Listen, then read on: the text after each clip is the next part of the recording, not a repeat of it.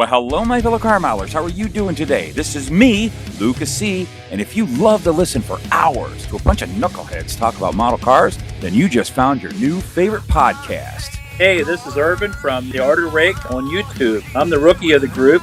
Listen to the best topics on the hobby right here, right now. Hi, I'm Fred Pappy Henry from West Georgia Rods and Customs on YouTube, Facebook, and Instagram. We'll give you tips, techniques, advice on using your favorite color of Rust-Oleum. Oh, come on. Had to go there. What? Or even have some color paints on your next project. Hey guys, it's Mark, Hobby Dude 007 on YouTube and Facebook. Find out all the great tips and tricks, good and bad, right here on the Model Car Enthusiast Podcast.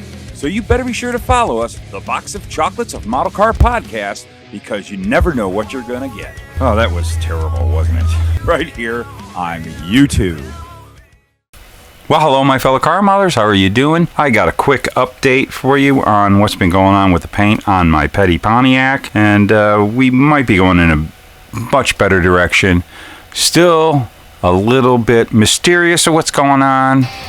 Could be a couple of little problems we figured out, but I think we're going to be beating this, so let's check this out.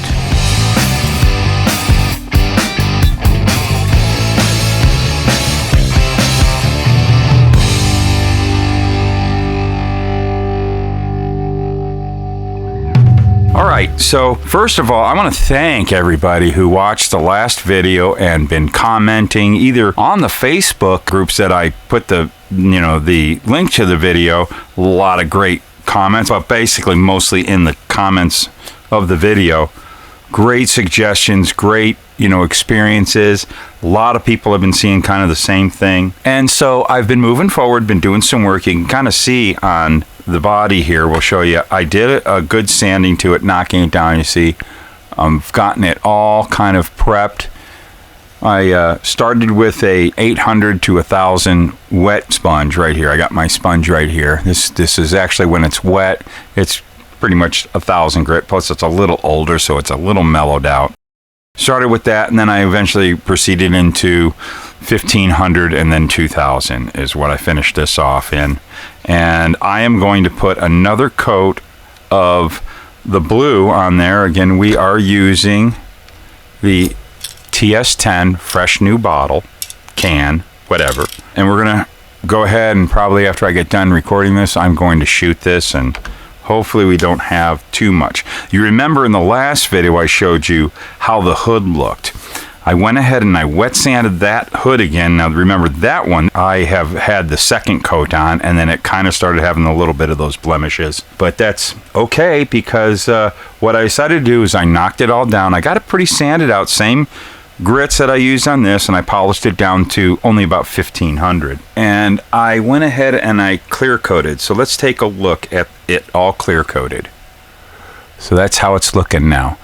This, I decided, I was like thinking, should I clear coat it with TS13, the Tamiya clear, gloss clear that is, or I kind of been sticking with clearing with Mr. Hobby Premium Top Coat, which is an acrylic enamel, and that tends to be a little bit more mellow. Unfortunately, I don't know. I'm not sure which direction to go. I'm starting to think I wish I would have done it with the TS13, which I think we wouldn't. I was kind of worried about how strong TS13 being a lacquer base, it would like go right through and maybe reactivate what's under here that's causing the shrinkage and wrinkling. But we got a couple little nubs, but mainly this coat that I'm putting on, this is not the finish coat. This is the clear barrier that I like to have when I lay decals. When we get to the decal portion of this whole series, what this has turned into is I like to have clear in between my color and my decals, and we'll get to that when we get to that video. I'll explain it more why we do that. But look at that. This is about, I think I did this about 2 hours ago, and I think we're going to be okay. I'm pretty pleased. I think I got past that. So again, this is Mr. Hobby Premium Top Coat. Pretty happy with that. Unfortunately, what I'm a little upset about is my Premium Top Coat. It started to act weird. You know, we're about at getting low. I've used it quite a bit, and that stuff. That's the problem, man. These cans, they just don't last long. The one thing that I do have is I've been kind of saving. I have this because this stuff is so hard to get a hold to, but I'm really saving this for a really important build. This UV cut, I have seen models done in this. I can't wait to try this out. This stuff is spectacular. A little bit taller bottle, can. I don't know why I'm in the mood of calling these bottles right now. But again, what's bumming me out so much about Mr. Hobby, because I would just say, the heck with it, this is my stuff, but it's so hard to rely on. Very hard to rely on because their availability is unreliable. Sometimes stores have it, then all of a sudden they're gone for months and you can't ever get any. Just, they don't get here. I do have a brand new can of TS13. I wouldn't mind using this as, I might use this on this body after I put the blue down, but I don't want to use this putting over the decals. This stuff is harsh on decals. I mean, I've done it, and you just got to be really careful. As long as you don't blow a bunch on there, you should be okay. But I kind of just really would like to use that premium top coat. I might have to go to this. I don't think my hobby shop has the premium top coat in stock, so I just can't get any really quick. So I really want to get to this decaling of this, so I may have no choice but to do TS13 on the body. It'll be kind of an interesting experiment. I want to show you guys something that I never brought up, because, you know, the whole talk was, is it the Tamiya doing it? Is it the primer, which we're going to talk about the primer here in a little bit. I do think the primer is a bit of an issue, and I'm no longer going to be buying any more cans of that stuff. But I want to show you something on the bottom. I'm not real concerned about the bottom, and I'll probably do a final clear on this, but I forgot about this. This was my test piece I used to see if I'm going to like this blue. And quite honestly, I think I just shot the blue. I can't remember now. I don't think I primered this. I just put that right onto the plastic, and it kind of didn't do wonderful, but I think that's just one coat or so. I just wasn't worried about the bottom, and actually taking this off, holy cow, this is very slick. I'm really like that premium top coat. That stuff is pretty cool. I wonder how it buffs out. Upshot of TS13 being lacquer, you know it's going to buff out good. But man, I'm pretty impressed with that. We'll see when we get to that. Now, the primer. Something I was doing is I was priming some masters for my resin casting, and was working on this hood, which is my new version of the 74 Duster conversion kit. This is the Duster hood. I'm working on that. You see, I got a little spot there, but that's all this still has to be sanded. You see that I got the red oxide on here.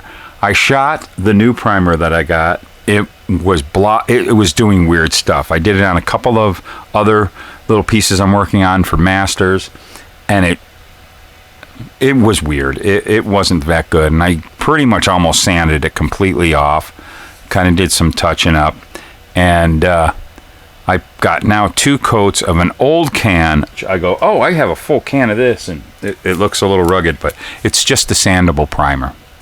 And I've had this for a while, and it's a pretty loaded can. It's got a lot in there.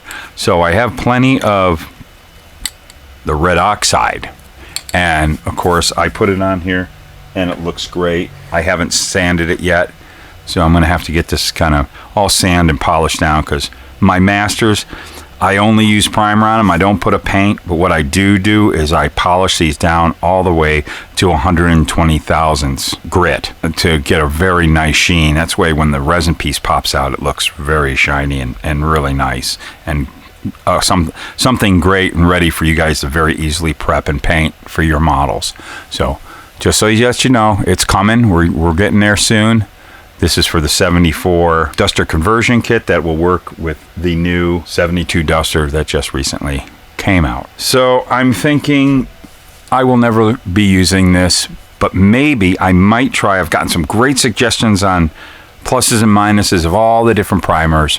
And I've taken all that information from all of you guys, giving it to me. I so much appreciate it. Thank you. It's got me thinking. And I think I'm going to try a few other primers, but I'm wondering if the Duplicolor sandable primer is still okay, because I guess I had been using that. There it is. This is an old label. I don't know what year, how long I've had this, but there we go.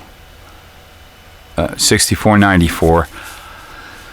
I might give Duplicolor one more shot because it is extremely available. So I also use this to hold my models sometimes when I'm painting them. I'm still suspect of the primer, but I'm thinking that I don't know. I'm a little concerned about, again, the Tamiya paint. Someone did suggest that a lot of it could have been that base white, because I was down to the end of the base white, and they said they had troubles with Tamiya paints when they've gotten down low and they're kind of old and the propellant is starting to not work as well, and it has created problems with the paint and bad reactions. That could be my problem too, is my old TS101. Like I said, it's got so much in there. I'd say it's probably about, not half full, but maybe a third full. But it was starting to spray really funky, so that could be my problem. We won't be using any more of that, so I'm not worried about it. But I think we'll see what happens when I shoot another coat of the blue on here, and we'll go from there. So we're going to do another video before we get to the final decaling of the video. You see, I've been working on the chassis. We're getting that going, and this is a fun out of the box build. I want to get it done because I got some more cool builds. I'm mostly really concentrating on a lot of vintage NASCAR builds for this year. This is something that I've been wanting to do and got a lot of ideas, and it's going to bring a lot of really cool modeling videos to you guys. So we're going to get back on this. I will get back to you and show you how well this turns out. You can see just by the patterns that it was very wrinkly, but we got it very smooth. So we should be, but we don't want a hair. We don't want that when we go to paint it. But we definitely are feeling pretty good and optimistic about this. So we will let you know in the next video. So thank you all for watching. Thank you all for your input. You got more input down below? Please do. And as we say on here all the time, why do we put ourselves to this painting and sanding of model cars? 'Cause they're fun. Here's the producers.